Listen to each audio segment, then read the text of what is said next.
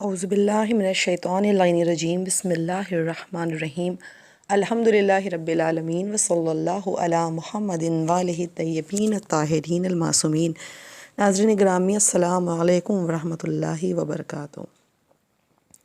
پروردگار عالم نے جب اپنے رسول حضرت محمد مصطفیٰ صلی اللہ علیہ وآلہ وسلم کو دنیا میں رسالت کے ساتھ مبعوث فرمایا تو پھر خداوند عالم نے فرمایا کہ ہم نے اے رسول آپ کو دو طرح سے توانائی عطا کی۔ ایک تو آپ کو ہم نے جناب ابو طالب عطا کیا، اور ایک آپ کو ہم نے آپ کی غمگسار، آپ کی شفیق بیوی، جن کی مال سے اسلام کو دنیا میں نشو و نمائی ملے گی اور جن کی دولت اور ثروت یقیناً اسلام کے کام آئے گی، لہٰذا یہ دو محافظان دین کے ساتھ رسول اسلام صلی اللہ علیہ وآلہ وسلم کو دنیا میں اسلام کو پھیلانے اور اسلام کو فروغ دینے کا موقع پروردگار عالم نے فراہم کیا۔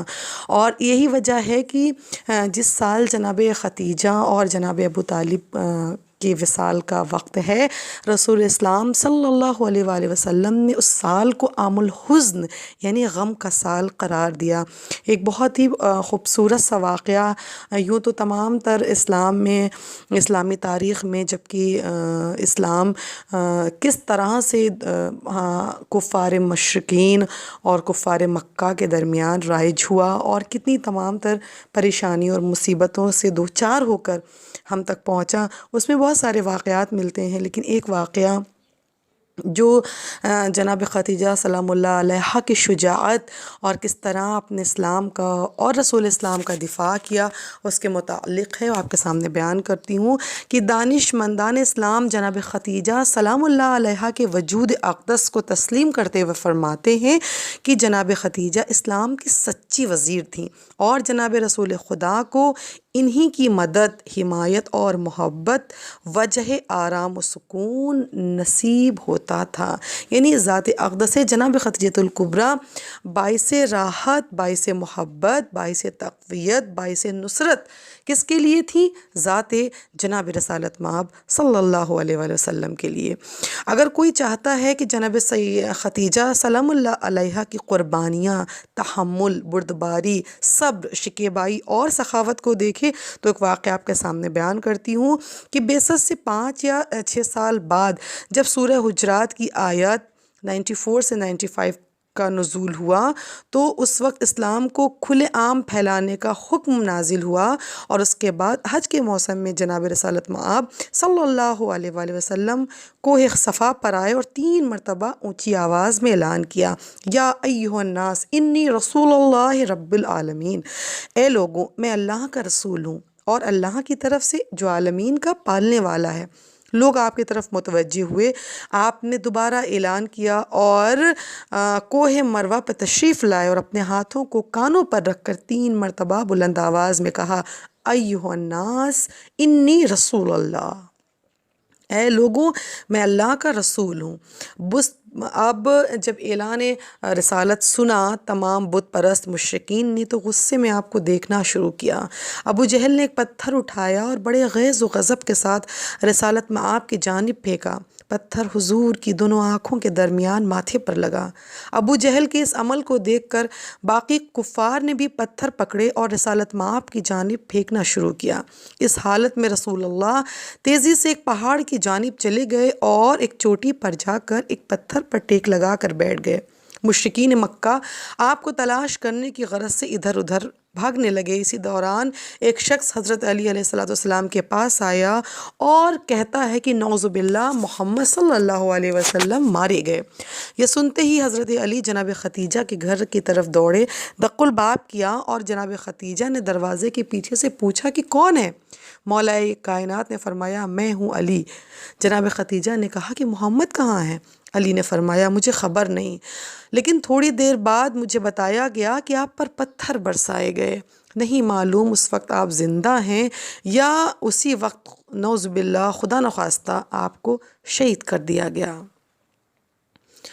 یہ کہہ کر آپ نے جناب ختیجہ سے فرمایا کہ مجھے تھوڑا سا پانی، غذا اور ایک حلوہ دے دیں، میں ان کی تلاش میں جاتا ہوں۔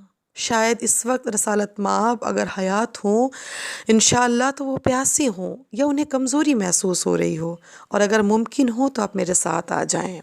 آپ دیکھیں کہ اسلام کے دفاع کے لیے دو مضبوط ہستیاں، ایک مرد ہے اور ایک خاتون ہے، ایک بازوئے رسالت مآب ہے، ایک زوجہ رسالت مآب ہے۔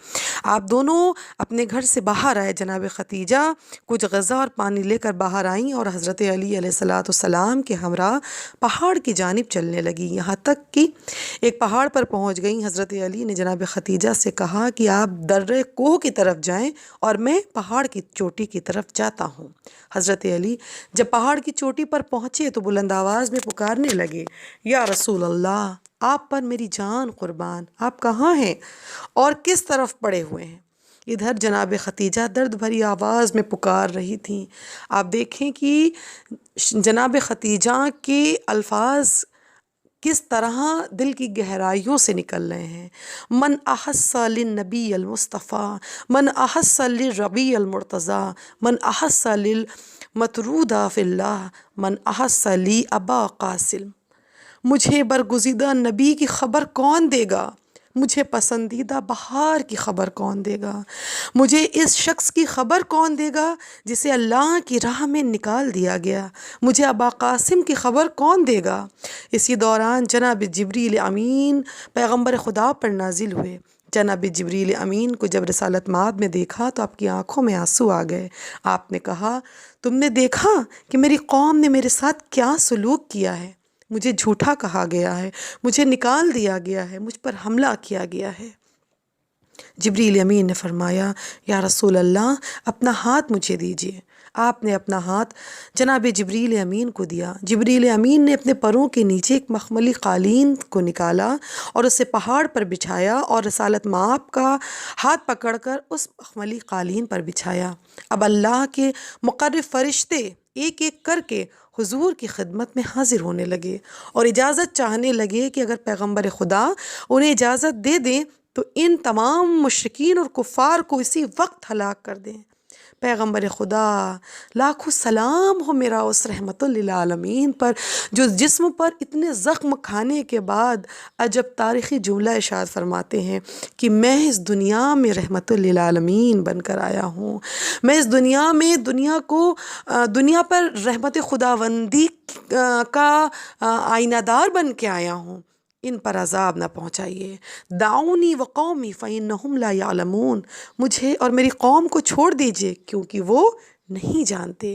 جبریل امین نے دیکھا کہ جناب خدیجہ اس پہاڑ کی وادی میں اپنے گمشدہ نبی کو تلاش کر رہی ہیں، ان کی آنکھوں سے آنسو بہہ رہے ہیں۔ جبریل نے یہ واقعہ دیکھا اور رسول اللہ کی خدمت میں عرض کیا، اے اللہ کے نبی، کیا آپ جناب خدیجہ کے لیے پریشان نہیں ہیں؟ آسمان کے فرشتے جناب خدیجہ کے رونے کی وجہ سے گریہ کر رہے ہیں، ان کو اپنی طرف بلا لیں اور ان کی خدمت میں میرا سلام پیش کر دیں اور ان کو کہہ دیں کہ اللہ بھی آپ پر سلام بھیجتا ہے۔ ان کو یہ خوشخبری بھی سنا دیں کہ اللہ نے ان کے لیے جنت میں ایک خوبصورت گھر مخصوص کیا ہے جو شیشے اور سونے سے تیار کیا گیا ہے۔ اس گھر میں کسی قسم کا رنج اور پریشانی نہ ہوگی۔ اس وقت جناب رسول اللہ نے جناب خدیجہ کو آواز دی۔ آپ دیکھیں کہ کیا مرتبہ ہے، کیا فضیلت ہے، کیا رتبہ ہے، کیا منزلت ہے کہ پروردگار عالم جناب خدیجہ سے محبت کرتا ہے، آپ کے لیے جنت میں ایسا بیت، ایسا گھر بناتا ہے کہ جس میں آپ کے لیے کوئی رنج اور غم اور کوئی پریشانی نہ ہو۔ جب رسالت مآب میں جناب خدیجہ کی آواز پر وہاں پر سنا کہ میرا حبیب، میرا رسول، میرا شوہر مجھے بلاتا ہے تو آپ کو اطمینان قلب ہوا اور آپ فوراً پیغمبر اقدس کی خدمت اقدس میں آئیں۔ کیا دیکھتی ہیں کہ رسول خدا کی پیشانی مبارک سے دو آنکھوں کے درمیان سے خون کے قطرے، خدا لعنت کرے اس ابو جہل پر کہ جس کی وجہ سے زمین پر وہ قطرے خون کے گر رہے ہیں۔ آپ اس خون کو صاف کر رہے ہیں۔ جناب خدیجہ نے اپنے شوہر نامدار سردار دو جہاں محبوب کبریا محبوب خدا کی حالت دیکھی تو درد بھری آہ کھینچی اور فرمایا میرے ماں باپ، میرا جان، میرا خاندان آپ پر فدا ہو، آپ اس خون کے قطرات کو زمین پر گرنے دیں۔ پیغمبر خدا نے فرمایا کہ میں خداوند عالم سے ڈرتا ہوں کہ وہ اس وجہ سے اہل زمین پر عذاب نہ نازل کرے۔ کتنا رحم ہے، کتنا مضطرب قلب ہونے کے باوجود اطمینان قلب کس کمال پر ہے، اور امت کا جو احساس ہے وہ کس قدر رسول اسلام کے قلب اطہر پر ہے۔ لیکن آپ فرماتے ہیں کہ میں یہ خون جو میری پیشانے سے گر رہا ہے اسے زمین پر گرنے نہیں دے سکتا کہ کہیں میری قوم پر عذاب نہ آئے۔ کہتے ہیں کہ جب رات آ پہنچی تو پیغمبر خدا نے رات کی تاریکی سے فائدہ اٹھاتے ہوئے حضرت علی اور جناب خدیجہ کے ہمراہ واپس گھر لوٹنے کا فیصلہ کیا۔ اسی طرح کچھ ہی دیر کے بعد اپنے گھر پہنچ گئے۔ جناب خدیجہ نے گھر کے اس کمرے میں رسول خدا کو بٹھایا جس کی دیواریں پتھروں سے بنی ہوئی تھیں۔ اس کمرے کی چھت کو بھی مضبوط لکڑی کے تختوں پر چوڑے پتھروں سے آراستہ کیا گیا تھا۔ آپ پر چادر ڈال دی اور خود آپ کے آگے سینہ سپر ہو گئیں۔ مشرکین مکہ آئے اور انہوں نے ہر طرف سے پتھر پھینکنا شروع کیا۔ مضبوط دیواروں اور چھت کی وجہ سے پتھر اندر داخل نہ ہوئے، لیکن سامنے سے جہاں جناب خدیجہ کھڑی تھیں پتھر اندر داخل ہوتے رہے، جبکہ جناب خدیجہ خود اپنے ہاتھوں سے ان آتے ہوئے پتھروں کو روک رہی تھیں۔ کچھ دیر بعد جناب خدیجہ نے دیکھا کہ کچھ پتھر ایسے ہیں جو ان کے جسم کو اذیت دے رہے ہیں، چوٹ پہنچا رہے ہیں۔ آپ کے جسم پر اس پتھروں سے جس سے رسول اللہ کی حفاظت کرتے کرتے بہت سے پتھر آپ کے جسم پر لگ گئے اور آپ کے جسم سے خون بہنے لگا۔ اس طرح جناب خدیجہ نے دشمنان خدا کو، دشمنان رسالت مآب کے سامنے سینہ سپر ہو کر رسول اللہ کی حفاظت کی، اور پہلی مرتبہ تاریخ اسلام نے دیکھا کہ ایک شجاعت آمیز خاتون پرچم اسلام کی حفاظت کے لیے اہل قریش سے مخاطب ہو کر فرمانے لگی، اے اہل قریش، تمہاری غیرتوں کو کیا ہو گیا ہے؟ کل اسی دروازے پر تم آتے تھے، مجھ سے قرض مانگا کرتے تھے اور میں بڑی بے نیازی سے تمہیں وہ قرض ادا کیا کرتی تھی۔ آج تمہاری غیرت کو ہو کیا گیا ہے کہ تم اسی خدیجہ پر اس طرح پتھر برسا رہے ہو جبکہ جیسے کہ وہ غلام ہے، جبکہ میں وہ عورت ہوں جو آزاد ہوں، اور تم میرے شوہر کی مخالفت کے لیے، اسے اذیت دینے کے لیے اس کے سامنے آ کھڑے ہوئے ہو۔ کفار و مشرکین نے دیکھا نہیں، یہ وہ کمزور، یہ وہ نحیف عورت نہیں ہے، اسے اسلام نے طاقت و توانائی دی ہے، اسے رسول اللہ نے قوت و طاقت دی ہے، اسے اسلام نے عزم اور ارادہ دیا ہے۔ آپ کے ان کلمات کا اثر تھا کہ تمام مشرکین مکہ نے اپنے ہاتھوں میں جو پتھر اٹھائے تھے اسے زمین پر ڈال دیا اور اپنے اپنے گھر کی طرف رخصت ہو گئے۔ اس طرح سے بہت سے واقعات ہیں جس میں آپ نے جناب رسالت مآب اور اسلام کی حفاظت فرمائی۔